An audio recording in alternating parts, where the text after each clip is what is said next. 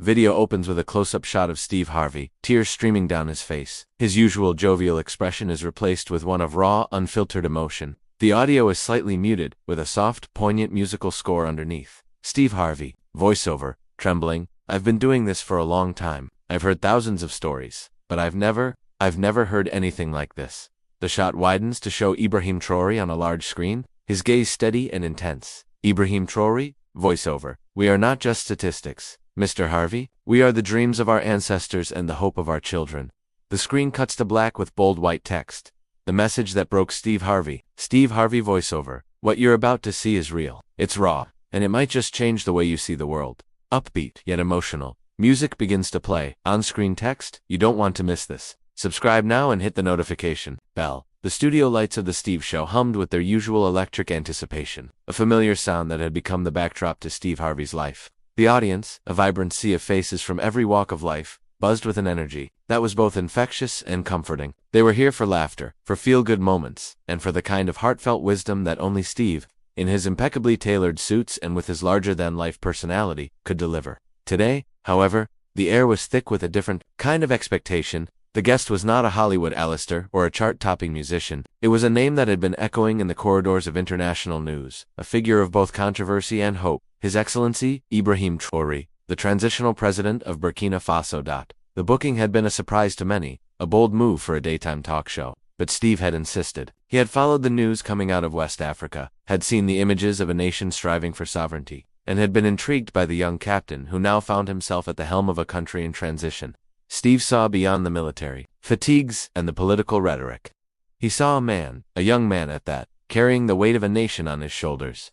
And Steve Harvey, a man who understood pressure, who had clawed his way from humble beginnings to global stardom, was curious. He wanted to understand the heart behind the headlines. The stage was set. Steve, in a sharp cobalt blue suit that made his white teeth flash even brighter, exuded his signature charm. He had already warmed up the crowd with a hilarious monologue about his own failed attempts at gardening, a story that had the audience clutching their sides with laughter. But as he prepared to introduce his next guest, a subtle shift occurred in his demeanor. The ever-present twinkle in his eye was still there, but it was now underscored by a deep, thoughtful intensity. "All right, y'all," Steve began, his voice a rich baritone that enveloped the studio.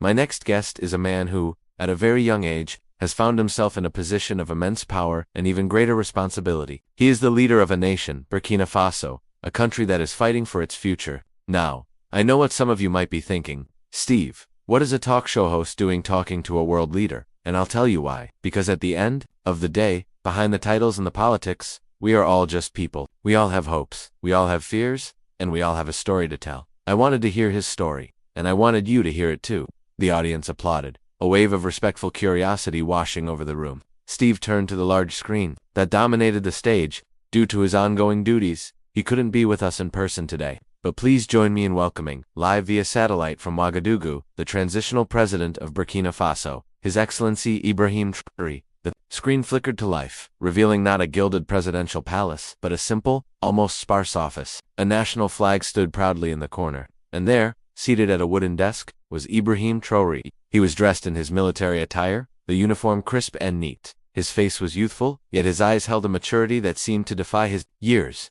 There was no artifice, no pretense. He simply looked at the camera, at Steve, with a direct and unwavering gaze. A hush fell over the studio. The contrast between the opulent, high-energy world of a Los Angeles talk show and the stark reality of a West African leader's office was palpable. "Mr. President," Steve began, his tone now one of profound respect, "thank you for taking the time to speak with us. We are truly honored to have you." A small, almost imperceptible nod from Traoré. "The honor is mine, Mr. Harvey. Thank you for the invitation."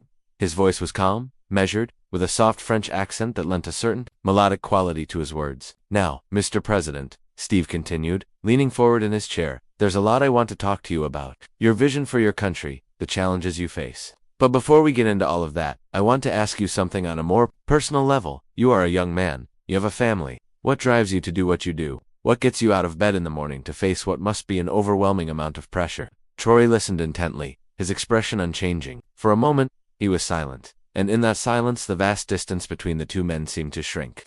The audience held its breath. "Mr. Harvey," Traoré began, his voice still quiet but now imbued with a new layer of intensity. "I am a son of Burkina Faso, the land of upright men. This is not just a title for our country. It is a creed.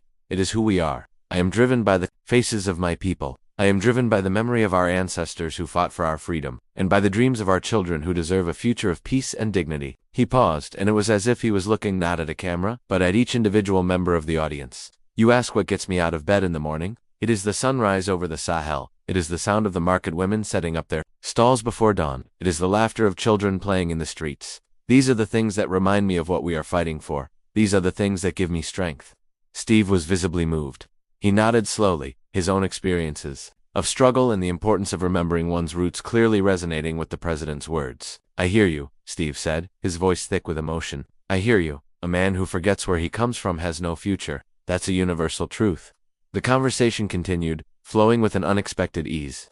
Steve, with his disarming humor and genuine curiosity, managed to peel back the layers of the political figure, revealing the man beneath. He asked about Traoré's childhood, his family, his faith, and Traoré in turn spoke with a candor and vulnerability that was both surprising and deeply compelling. He spoke of the challenges of leadership, the betrayals, the sleepless nights. He spoke of his love for his country, a love that was fierce, unwavering, and deeply personal. Then, Steve, sensing a moment of deep connection, decided to ask a question that had been weighing on his mind. "Mr. President," he said, his voice now gentle, "I'm a man of faith. I believe in the power of prayer, and I believe in the power of words. If you had a message, not just for your people, but for the world, for people like me, and for everyone watching today, what would that message be?" A profound silence once again descended upon the studio. Traoré's gaze seemed to intensify, to pierce through the screen. He took a slow, deliberate breath. When he spoke again, his voice was different. It was no longer the voice of a president or a soldier. It was the voice of a poet, a philosopher, a son of Africa.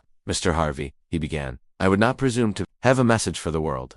The world is a vast and complex place, but I can share with you what is in my heart. I can share with you a story of my people, a story that is, I believe, the story of all people who have ever dared to dream of a better life." And so began the message that would bring Steve Harvey, the king of comedy, the master of ceremonies, to tears. "We are a people of the earth." Mr. Harvey Traoré's voice resonated, a deep and sonorous river of words flowing through the studio. "Our skin is the color of the rich soil that has nurtured our ancestors for millennia. Our hands are calloused from tilling that soil, from coaxing life from a land that is often harsh and unforgiving. We are not a people who have been given much. We have had to fight for every scrap of dignity, for every drop of water, for every ray of hope." He described the history of his nation, not in the dry, academic terms of a history book, but in the vivid, emotional language of a storyteller. He spoke of the great mossy empires, of the proud horsemen who once roamed the plains. He spoke of the colonial era, not with bitterness, but with a profound sense of loss, of a people whose spirit had been wounded but never broken. He spoke of the revolutionary fervor of Thomas Sankara, a name that still echoed with an almost mythical power in West Africa. "We were taught to believe that we were less," Traoré continued, his eyes burning with a controlled fire, "that our ways were primitive, that our gods were false, that our future lay not in our own hands, but in the hands of others. They gave us their language, their religion, their political systems. And in return, they took our gold, our cotton, our manganese. They took our pride." Steve listened, his face a mask of rapt attention. The audience was utterly still, captivated by the raw power of Traoré's words. There was no applause, no murmuring, just a shared sense of awe. "But a seed, Mr. Harvey," Traoré's voice softened, becoming almost a whisper. "A seed can lie dormant for a long time. It can be buried under layers of rock and sand, but it never forgets its purpose. And when the rains finally come, it will fight its way to the surface. It will reach for the sun." He then began to speak of the present, of the struggles his country was facing. He spoke of the terrorists who sought to sow chaos and fear. He spoke of the political instability that had plagued the nation for years. He spoke of the poverty, the lack of opportunities, the young people who dreamed of a better life but saw no path to achieve it. But his words were not a lament. They were a call to arms, a declaration of defiance.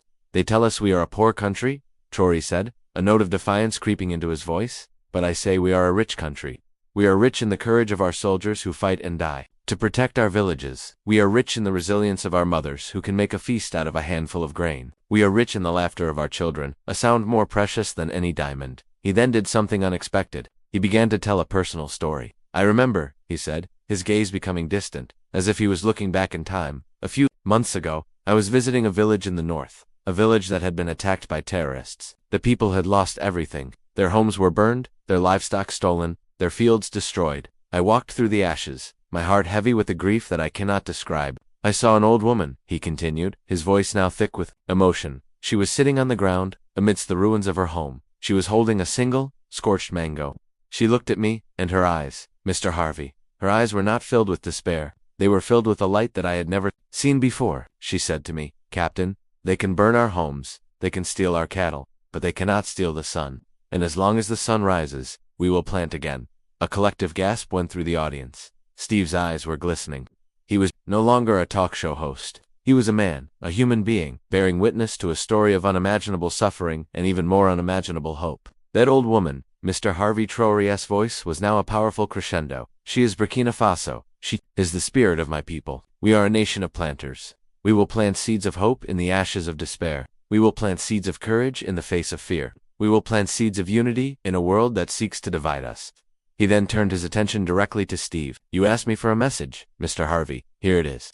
Do not be afraid to plant. Do not be afraid to get your hands dirty. Do not be afraid to believe in the power of a single seed. Whether you are a talk show host in America, a farmer in Africa, a teacher in Asia, a doctor in Europe, you have a seed to plant. Plant a seed of kindness in a world that is often cruel. Plant a seed of understanding in a world that is full of prejudice. Plant a seed of love in a world that is hungry for connection." The camera zoomed in on Steve's face. A single tear escaped his eye and traced a path down his cheek. He tried to speak, to respond, but the words caught in his throat. He was speechless, overwhelmed by the profound, simple, and yet earth-shattering power of Traoré's message. The king of comedy, the man who always had a comeback, was silent. The first chapter of this unexpected encounter had ended, leaving a television studio and a global audience in a state of stunned, emotional reverence. The hum of the lights, once a sound of anticipation, now seemed to hum a hymn of introspection, a quiet melody for a world that had just been reminded of the enduring power of the human spirit. The first tear was just the beginning.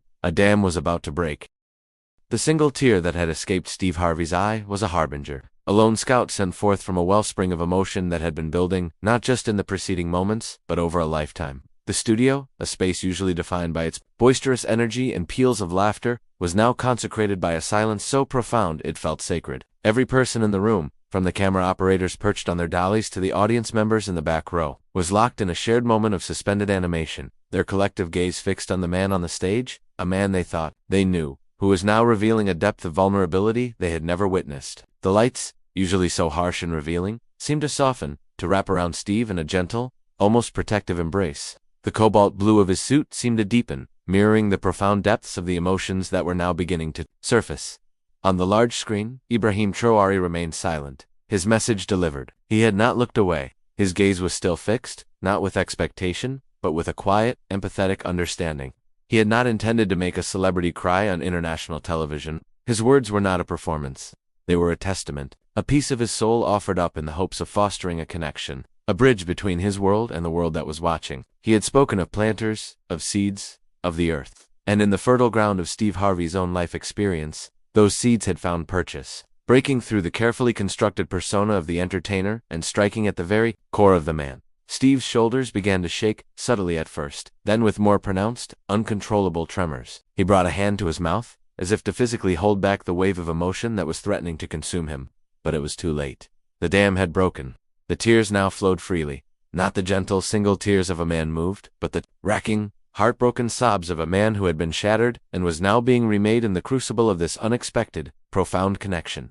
The sound of his weeping, raw and unfiltered, filled the silent studio. It was a sound that was both deeply personal and profoundly universal, the sound of a human heart breaking open. He leaned forward, his elbows on his knees, his head in his hands. The cameras, with a sensitivity that belied their mechanical nature, did not zoom in for a gratuitous close-up. They held their positions, bearing witness with a respectful distance. The director in the control room, a man accustomed to the carefully orchestrated chaos of live television, was frozen at his console, his hand hovering over the button that would cut to a commercial break. But he couldn't do it. To do so would be to profane this moment, to treat it as just another piece of television.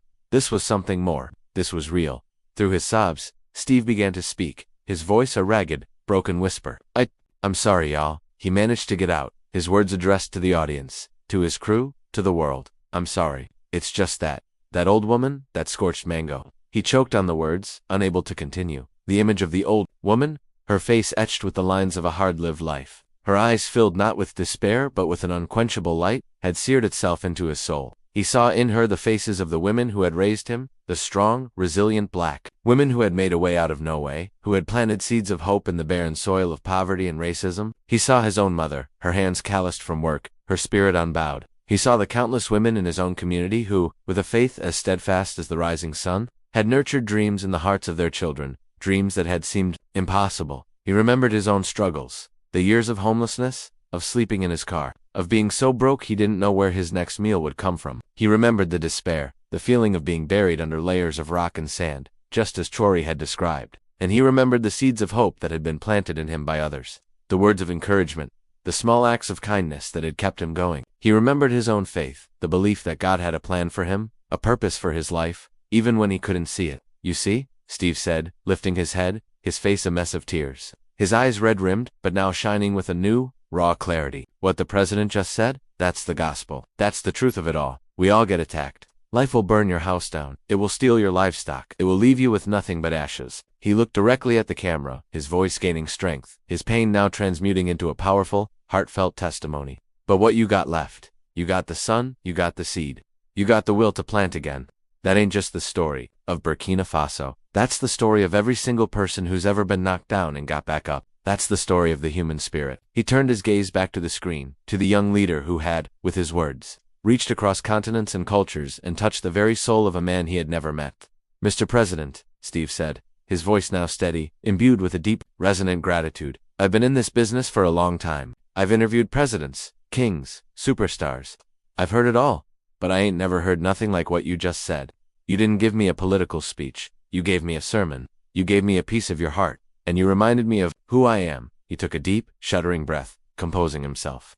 The audience, which had been weeping along with him, now began to applaud, a slow, rising tide of sound that was not just for Steve, or for Traoré, but for the profound truth that had been laid bare in that studio. It was an ovation of shared humanity, of recognition, of hope. Traoré, on the screen, offered a small, sad smile. "Mr. Harvey," he said, his voice gentle, "your tears are not a sign of weakness. They are a sign of a heart that is open, and an open heart is the most fertile ground for planting." The conversation that followed was unlike any that had ever been seen on daytime television. The roles had been reversed. Steve, the host, was now the one who was vulnerable, the one who was learning, and Traoré, the guest, was now the one who was offering wisdom, his youthful face a study in quiet, powerful grace. They spoke of faith, not in the abstract, but as a living, breathing force in their lives. Steve spoke of his Christian faith, of the story of Job, of a man who lost everything but never lost his faith in God. Traoré spoke of his own spiritual beliefs, of the connection between the land and the people, of the sacred duty to honor the ancestors and to protect the future. They found common ground, not in dogma or doctrine, but in the shared language of the human heart, a language that speaks of love, of loss, of suffering, and of hope. They spoke of leadership, not as a position of power, but as a sacred trust. Steve, a leader in the world of entertainment, a man who had built an empire, spoke of the loneliness of leadership, of the burden of responsibility. Traoré, a leader on the world stage, a man who held the fate of a nation in his hands, spoke of the moral clarity that is required to lead, of the courage to make difficult decisions, of the humility to admit when you are wrong. "You know, Mr. President," Steve said, a sense of wonder in his voice, "we come from two different worlds. You're a young man from a country that most of my audience, if they're being honest, probably couldn't find on a map before today. I'm an old dude from Cleveland who tells jokes for a living, but sitting here, talking to you, I feel like I'm talking to a brother." Traoré nodded, a look of profound respect in his eyes. "Mr. Harvey," he replied, "the world has spent too much time building walls. It is time now to build bridges.